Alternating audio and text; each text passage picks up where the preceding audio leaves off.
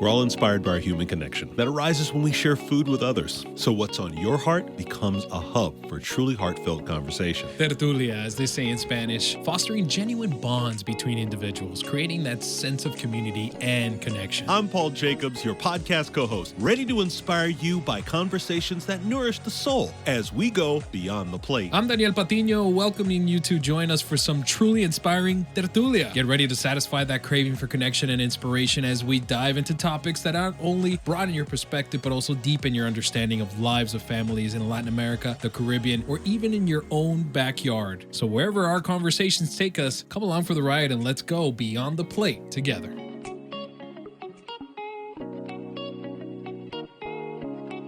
Okay, so before we get started, I gotta start with a very important question. Okay. We are here with some very important guests, and food is the big topic, and I'm a bit hungry. Always. Well, yeah, I get it, but I gotta start. Danny, best lunch. Favorite and best lunch in school. Favorite, best lunch. Go, quick. Tater tots.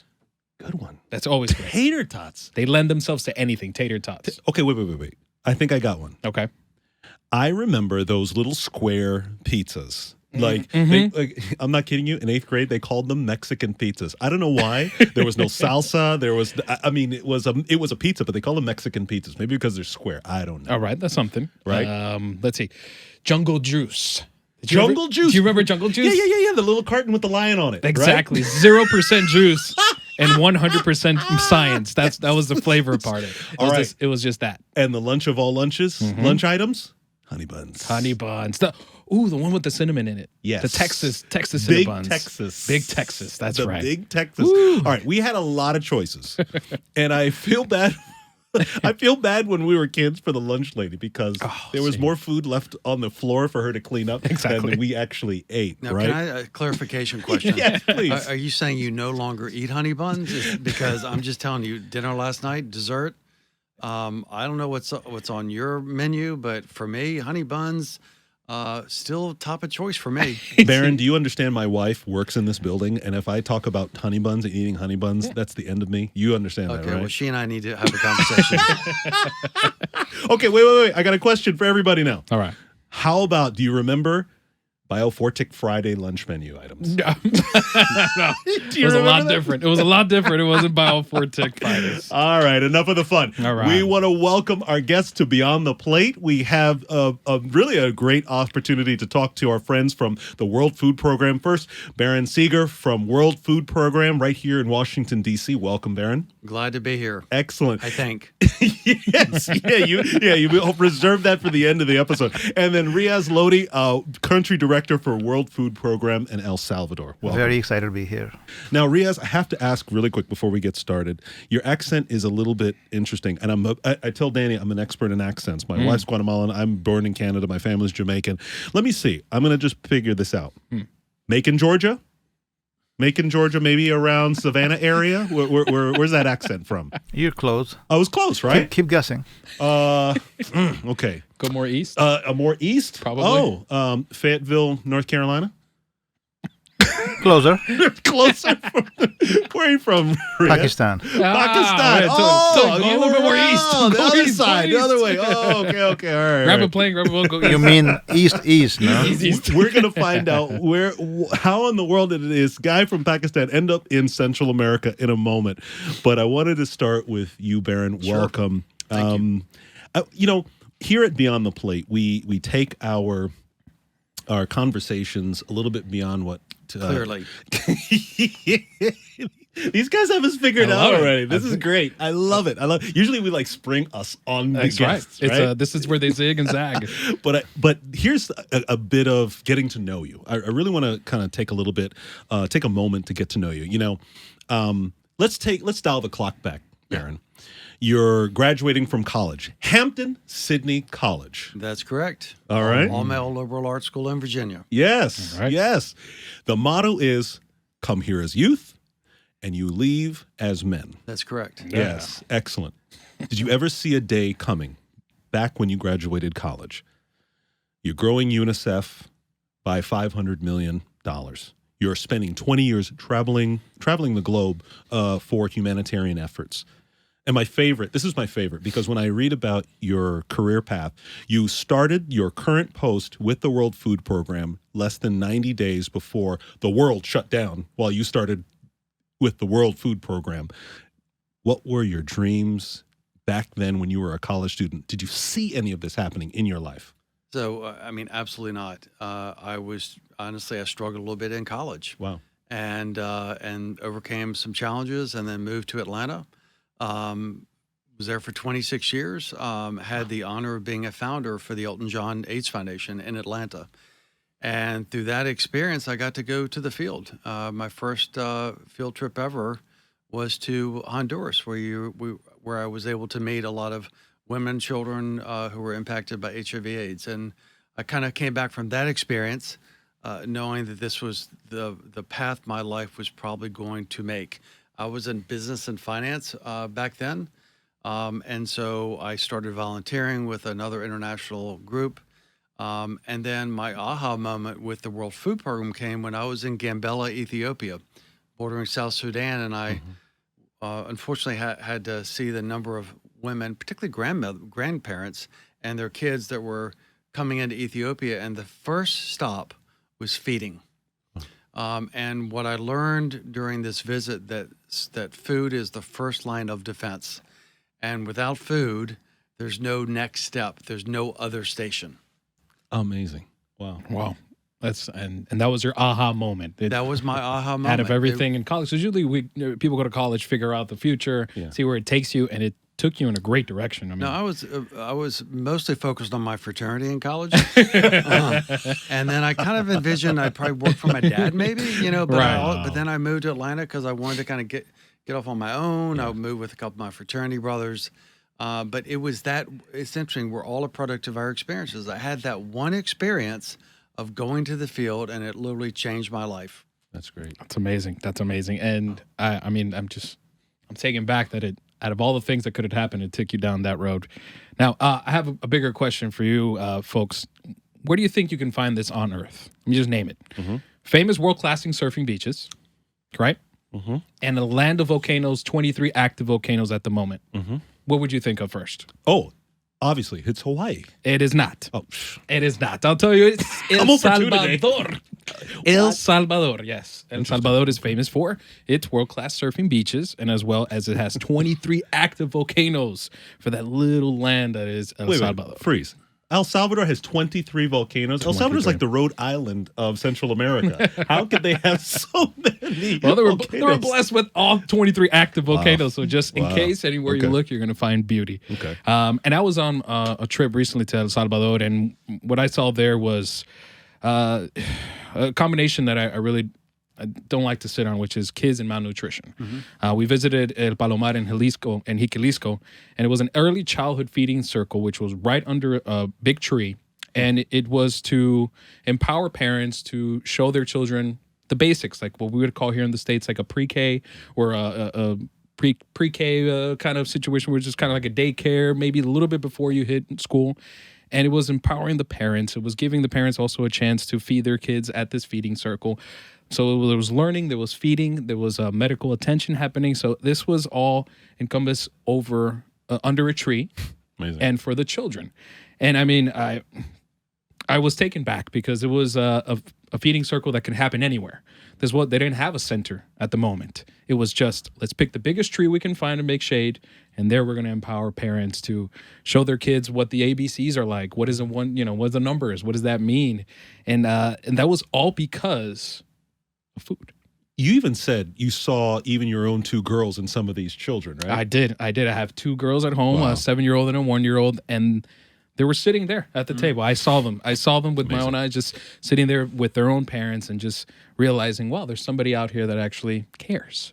There's someone out here that can actually get us to our dreams of being the next doctor, the next lawyer, a community leader, to really put an emphasis on the next thing. What's the next move? What are we going to do next instead of worrying about what are we going to eat next or when are we going to eat next? Now, Riaz, I wanted to ask you a question. You were quoted as saying, adopting this by Salvadorians for Salvadorians approach. And it was also, can you explain this to me? The organization, in partnership with others, aims to ensure food security, create youth jobs, and build community resilience. It focuses on empowering women, enhancing school and meal programs, and boosting emergency preparedness and support local food systems. There's so much potential there for collaboration. Yeah. Can you elaborate a little bit on that? Well, first of all, El Salvador is known to be the smallest country in Central America. But let me tell you something. I live in El Salvador. Salvadorans have a big heart. Mm-hmm. They welcome everybody. They create opportunities for everybody around the world to come to El Salvador. You can go surf in El Salvador. You can go hiking in mountains. You can get the best variety of birds you can watch. You can do anything you want in El Salvador. And it's a safe country. You're most welcome on the next trip to do all of that. So first of all. You left one thing out. Papusas. Pupusas, absolutely. You can't leave those out. How can included. Who said they were How can I out? forget Just that? let's write that on my to-do list. Extra cheese on mine, please. And the best, not just the best pupusas are made in El Salvador. It's the only place you can find pupusas. Yes. So The real ones. the real one, the authentic El Salvadoran pupusas. I'll take that. So on the food security and most serious side of your question, I think what El Salvador offers is the opportunities. What I've seen in El Salvador, the Salvadoran youth has dreams, and they are willing to do anything to fulfill their dreams. They want to do everything that others do. They want to go beyond what the normal young people do. Mm-hmm. And the country offers so many opportunities for the young people. And this is why WFP, our job is to identify the needs and go with the flow of it. We bring new ideas, but then we pick up the local ideas. When I say Biofortik For Salvadorans, I adopted that approach, the slogan, is because I saw so much potential in Salvadorans. They want to do things. They want to make sure that their potential is transferred to their fellow Salvadorans. Hence, when it comes to food security, I saw that they can produce food, although much of the food is imported in El Salvador, but the Salvadorans want to produce food for the fellow Salvadorans. And Salvadorans, we have different activities with them. They want to be part of those activities. Mm-hmm. There are lots of Salvadorans who live abroad. They want to send their financial support to their fellow Salvadorans, and be part of the development. So El Salvador, if someone wants to know, is a rapidly transforming country, and this is the time to be there, to be part of it, and this is why the Salvadorans are actually doing a lot for their fellow citizens. And the government is also backing up a little bit, right? It's with the Crecer Juntos law, which is growing up together law. That's one of the many laws you referred to. Mm-hmm. The government of El Salvador is very supportive. I think it's a young government. I've seen many ministers, they're young, but more than that, they're very intelligent. And they're very committed on top of it. It's a very good combination, being young and being committed and being intelligent and innovative. And this opens opportunities for us to be part of their dreams. Yeah. To share our experiences we have around the world. In many countries we work, we pick up the ideas and we export these ideas to other countries where they are needed. Of course. And this is where we come in as the World Food Program to play our part. But we're not the major player there. It's the Salvadorans, and we are there to help. Hispanic Group! Hispanic Group is an advertising agency focused in the U.S. Hispanic market that specializes in customized media solutions for businesses. It sure does, desde estrategias de redes sociales hasta publicidad en medios tradicionales. Ofrecen soluciones personalizadas y creativas adaptadas para alcanzar sus objetivos de marketing, all tailored to the diverse and rapidly growing segments of the Hispanic population across 42 Hispanic markets in the U.S. and Latin America, huh?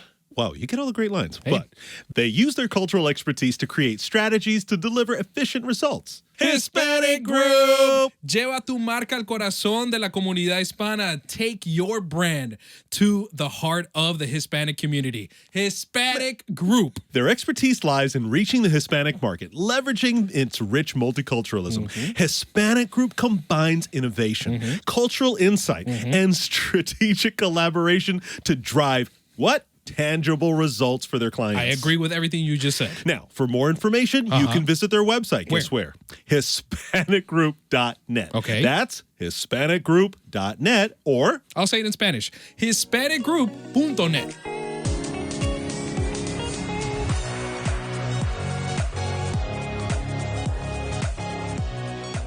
we're here at on our podcast Beyond the Plate with our guests, Riaz Lodi, country director from El Salvador for the World Food Program, originally from just east of Macon, Georgia, Pakistan, and Baron Seeger from World Food Program right here in Washington, D.C. I have to ask, Baron, just to take a moment and let's look at the numbers. According to UNICEF, there are 1.5 million kids in El Salvador from the ages of 5 to 17 years old. That's 23% of the population, roughly, over 20%. Yep. The World Food Program and Food for the Poor collaboration affecting more than 400,000 children. We're talking about 28% of the youth being, and that's just the tip of the iceberg, right? Go ahead, please. Well, it's a stunning number and such an exciting number. Yeah. How two organizations, the World Food Program and Food for the Poor, can unite and come together and make a very bold and, plan to feed 420,000 school kids and also train 500 farmers. This program is, by the way, incredibly unique because it's not only feeding kids. By the way, I would also say when you feed kids, the enrollment numbers skyrocket. Mm-hmm. I've been to countries and I've seen within a mile distance where school feeding is being offered and a mile down the road it's not. And guess what? There are 0 kids in the school where it's not being offered, and the school is full where food is being offered because it also allows kids to take rations home. And the child protection opportunities that come with school feeding, that means kids aren't being employed in child labor, they're not being trafficked. And then it's the economic benefit, nutritious school meals, homegrown school meals, and then produced locally by farmers. So it's the sustainability in the community. This partnership with the Food for the Poor, the benefits go well beyond the school feeding program of kids. It goes to community, it goes to income generation, it goes to sustainability. All right, so everybody's wondering, okay, this is a lunch program. Now, Ben, you're seeing, we've got this on camera. This is it. This is the lunch program. Well, this is a lunch bag. Yeah. So close. By the way, this is not my lunch bag. I'm sure your coworkers, by the way, wonder every day that you bring to lunch. This is what we're talking about, ladies and gentlemen. This is the Biofortik. By the way, there was a little, and one of the other bags, it had like a little mascot. What was that all about? That was so cool. We got the boring bag, but there's a cool bag that has a little mascot on it. Riaz, what is that? Who's the mascot? Do we need a name for him or something? I don't remember seeing this, but yeah, in fact, this is the government-led approach. So whenever they find it fit to have a mascot on the bag, we put a mascot on the bag. That's right. We're gonna call him Danny. Anyway, perfect. I'll take that. I'm on every face. Just thumbs up on every bag. But back to you, Baron. I got a question. There is such an emphasis on children and youth, and if I'm looking at just the what we're talking about in this program. We're talking about effectively 1 million youth being affected. We're talking about increasing school enrollments. We're talking about helping farmers grow locally, grow these ingredients locally. So we're talking about propping up the economy. And then there was something that I thought was interesting, and it was called improving education outcomes. What's that all about? So improving education outcomes means that if you have food in the school, the kids, the parents are going to support the kids being in school. So we got the family element, and then it makes it much easier to recruit the teachers to do the entire set of training. Yeah, and so kids are getting an education, allowing them to fulfill their dreams, if you will. It's interesting. At the start of the program, you mentioned what kids want to be, and I can't tell you the number of times I've been to the field and I've talked to kids that want to be doctors and lawyers.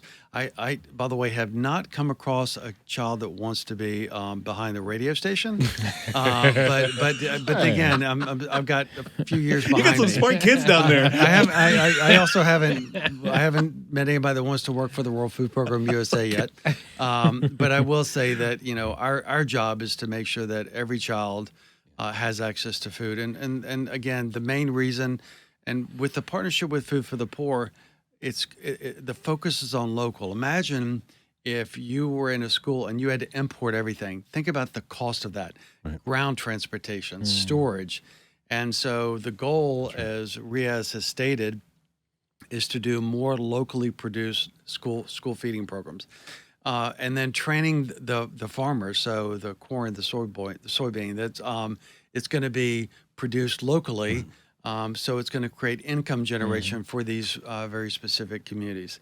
And I would say, as we think about World Food Day, the theme at the Food for the Poor is from empty to plenty. Yeah. And that means making sure that every single child has a plate of food when they go to school. That's right. I think it's more than just food, right? I mean, we're talking about, okay, there's something I heard you all say earlier when we were talking with the entire organization here at Food for the Poor. You said, we are helping children, but helping generations. Riaz, unpack that for us. Help us understand that a little bit. Well, we believe that if you want to make a sustainable change to a country, the children and women are the best place for investment per se. And I call it investment for a reason, because many countries or many people believe in social protection programs. That's one way of looking at it. But the issue of nutrition is not simply an issue of health. Studies show that it's an economic issue. If you invest in your children, if you invest in your women, if you invest in nutrition, you're actually improving the country. You're actually contributing to your GDP of the country, because these children, with better education, with better nutrition, they get better cognitive abilities, they get better jobs, they contribute better to the economy, to the society, they become better citizens. So everything gets better. So that's why I call it investment. And the return on investment is huge. I mean, now the studies are out there. We don't need to simply think about it. I mean, it's scientifically proven that better fed children, better nourished children grow up as better parents, better whatever. So we believe in it, and that's why we have expanded our school feeding program around the world. Wherever we work, it's one of our best entry points in any social protection program.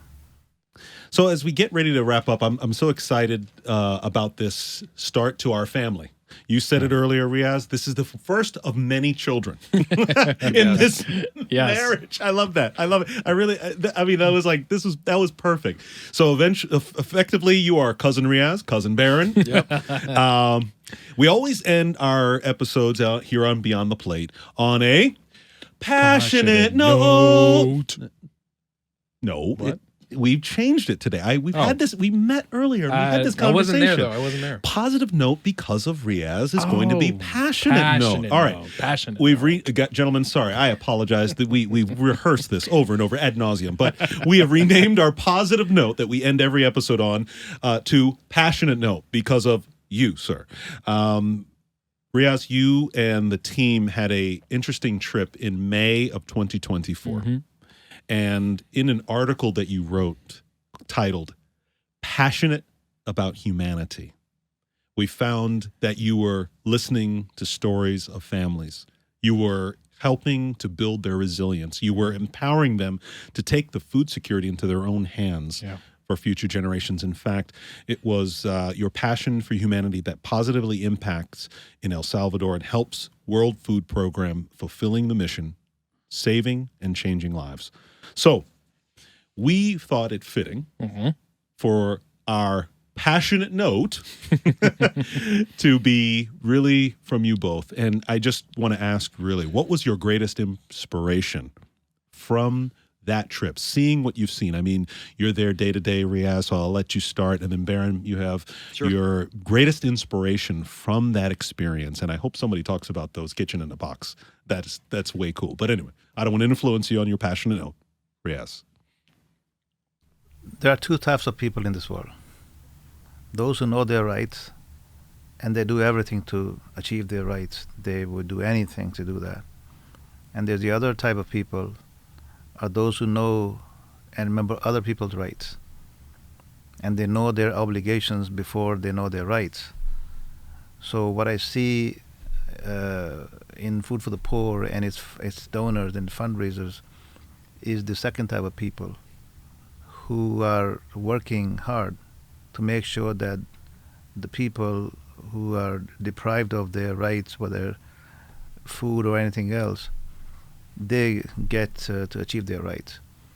And they are passionate about the work they do, as are we. So this is the common thing that I see between the Food for the Poor and the World Food Program teams, that we are all working hard to make sure that the people who lack access to food, they get access to food just like everybody does who have access to food naturally, who have the resources to have access to food. So this is why we work hard to make sure that no one is left behind, and that all the insecure people, whether children, women, men, wherever they are, they have access to food, nutritious food, affordable food, and at all times. That's what we call food security. Wow, that's inspiring. Baron? So I think for me it was the last trip to El Salvador. Riaz, an incredible innovator, created something called Kitchen in a Box, which is how the meals are for school are cooked, all done with green solar energy. He did allow me to go back in and be a chef, by the way, and I did like a patty of rice and beans, and it was mixed with vegetable. And I would say that for me, it was the most humbling experience was being able to hand a plate of food to a young person that wants to study and has incredible aspirations to do great things in this world. And I would say the other thing that excites me is the audience listening today, because Food for the Poor is an amazing organization. You're partnering with the World Food Program USA. Well, we always end on a fist bump, gentlemen, but this time I think it's only appropriate. We have a Biofortik toast. Cheers. Cheers. Cheers. Cheers. Cousin Barry. Thank you. Cheers. Absolutely. Hey, everyone. Thanks for listening to Beyond the Plate. We love having you here. Keep up with us on Instagram and TikTok at beyondtheplate.podcast. And if you enjoy the show, don't forget to subscribe to our YouTube channel and give our videos a like. Just search Food for the Poor Beyond the Plate. Your support means the world to us. All right, folks. We'll see you on the next Beyond the Plate episode. I'm waving.